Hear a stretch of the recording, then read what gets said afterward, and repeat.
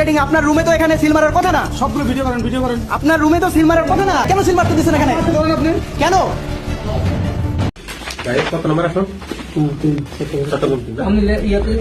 হঠাৎ আজ প্রধান নির্বাচন কমিশনার এই নির্বাচন বাতিল করেন। 5 মাস পর আবারও নির্বাচন হবে ঘোষণা দেন। ফাইনাল রেজাল্ট শিটটা আমাদের এখানে আছে, আসার পরে আমরা এটাকে আবার দর্শক, নির্বাচন বাতিল হওয়ার পর প্রত্যেকটা দলের নেতাকর্মীরা এই মুহূর্তে রাজপথে।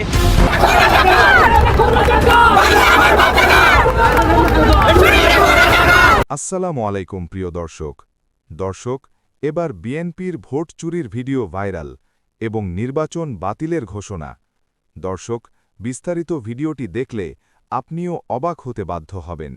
ভিডিওটির ভিতরে রয়েছে অনেক গুরুত্বপূর্ণ তথ্য, তাই বলছি ভিডিওটি কেউ স্কিপ করবেন না। এবং যারা এমন নিউজ দেখতে পছন্দ করেন তারা অবশ্যই চ্যানেলটি সাবস্ক্রাইব করে আমাদের সাথেই থাকবেন। দর্শক, তাই আর বেশি কথা না বাড়িয়ে চলুন বিস্তারিত ভিডিওটি দেখে আসি।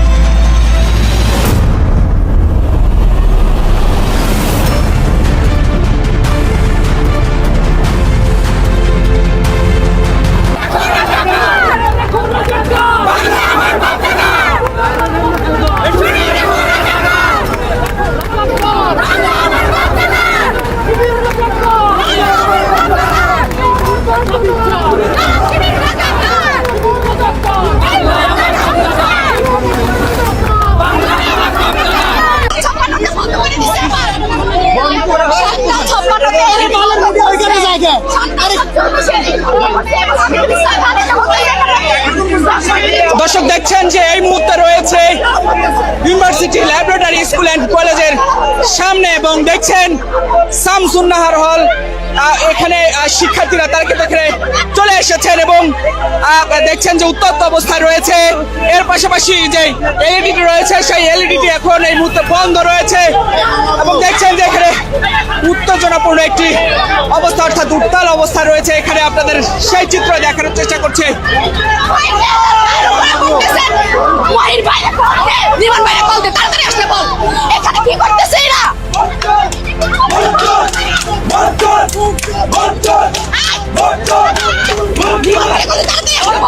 কি হয়েছে? আবিদুল ইসলাম খান আসছে, আসার পরে 7:47 মিনিটে এলইডি অফ হয়েছে। আবিদুল ইসলাম খান আসার পরে তারপর 7:48 মিনিটে ওপেন হয়েছে। সাংবাদিক সহ আবিদুল ইসলাম খান সবাই বলতেছে 10 মিনিটের জন্য নাকি এলইডি বন্ধ ছিল। দর্শক বন্ধুরা, আপনারা দেখতেই পাচ্ছেন এই মুহূর্তে কিন্তু অন্তর্বর্তীকালীন সরকার এনসিপি পার্টিকে যে ওয়াদাটি দেওয়ার কথা সেই ওয়াদাতে কিন্তু অটল রয়েছেন। কি সেই ওয়াদা?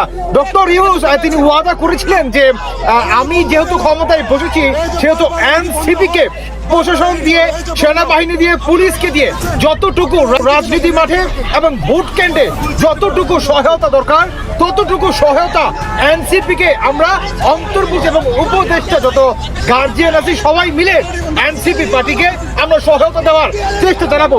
তারই কিন্তু একটা বাস্তব চিত্র প্রমাণ এই মুহূর্তে কিন্তু আমরা এই ডাকসু নির্বাচনে কিন্তু সেই প্রমাণ অক্ষরে কিন্তু পেয়ে গেলাম। সিসিটিভি ফুটেজ বন্ধ করে দিয়ে কিন্তু শিবির এবং জামাতের হয়ে কিন্তু অন্তর্বর্তীকালীন সরকার সমস্ত ভোট কিন্তু তাদেরই আসলে পক্ষে কিন্তু নির্ধারণ কিন্তু করে দিলেন।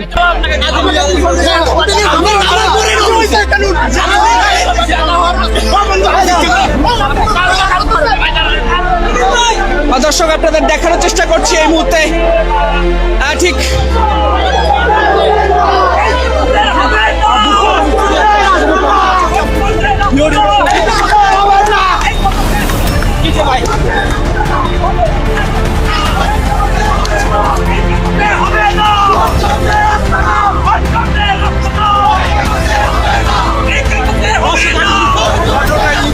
দেখছেন আবিদুল ইসলাম খান এই মুহূর্তে এগিয়ে যাচ্ছেন। আপনাদের সেই চিত্র দেখানোর চেষ্টা করছি। কিন্তু বের হয়েছেন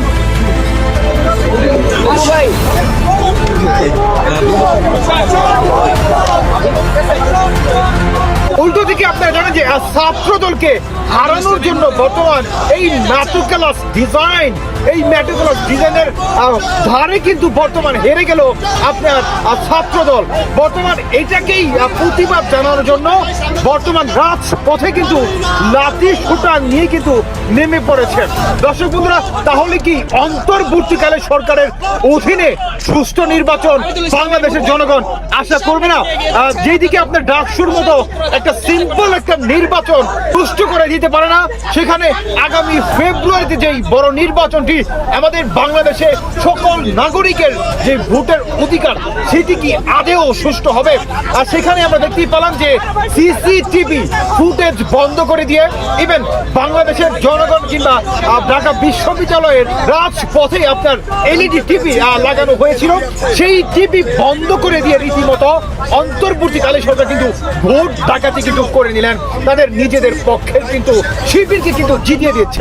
যে ভিতরে কি হচ্ছে কোনো দায়িত্বশীল লোক আমরা তো এই বিশ্ববিদ্যালয়ের শিক্ষার্থী, আমরা কি জবাব চাইতে পারি না যে আসলে ভিতরে কি হচ্ছে? আমাদেরকে ওইখানে 15 মিনিট ধরে দাঁড় করিয়ে রাখা হয়েছে। একাধিকবার আমরা দাবি করেছি আপনারা কেউ আসুন, দায়িত্বশীল আসুন, আমাদের সাথে কথা বলুন ভিতরে কি হচ্ছে।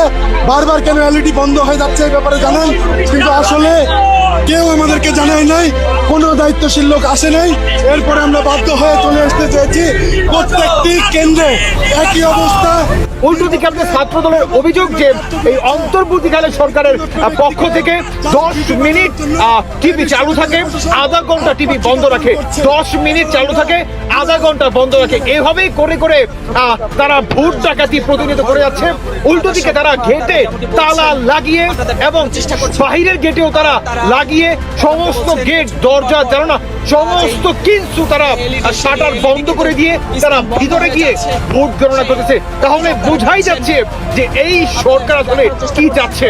দর্শক বন্ধু, আমরা কি দেখতে পেলাম যে অন্তর্বর্তীকালে সরকার দেশটাকে পাকিস্তান করার জন্য যত পথ দরকার সমস্ত পথ কিন্তু তিনি বেছে নিয়েছেন, যে এই অন্তর্বর্তীকালের সরকারের অধীনেও কখনোই বাংলাদেশের জনগণ নিজের ভোট নিজে দিবে, যাকে খুশি তাকে দিলেও কিন্তু বাক্সটা কিন্তু সেই অন্তর্বর্তী সরকারের পছন্দ মোতাবেক কিন্তু হয়ে যাচ্ছে।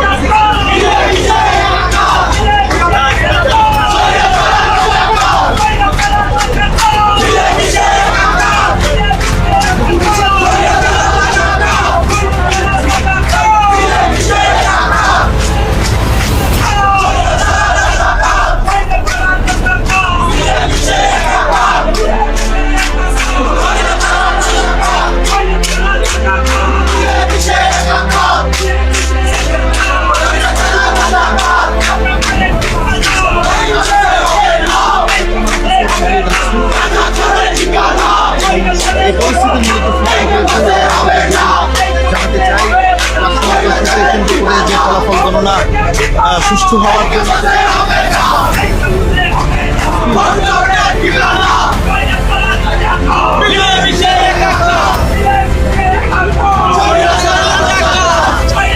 দর্শক, আশা করি সম্পূর্ণ ভিডিওটি দেখেছেন এবং এই ভিডিওটি থেকে আশা করি আপনারা অনেক কিছু বুঝতে পেরেছেন। দর্শক শ্রোতা, এই ভিডিওটি থেকে আপনার যদি কোনো মতামত থেকে থাকে তাহলে আপনার মূল্যবান মতামতটি অবশ্যই কমেন্ট করে জানিয়ে দেবেন। আজকের ভিডিওটি পর্যন্তই, দেখা হবে পরবর্তী ভিডিওতে। সে পর্যন্ত ভালো থাকুন, সুস্থ থাকুন, আল্লাহ হাফেজ।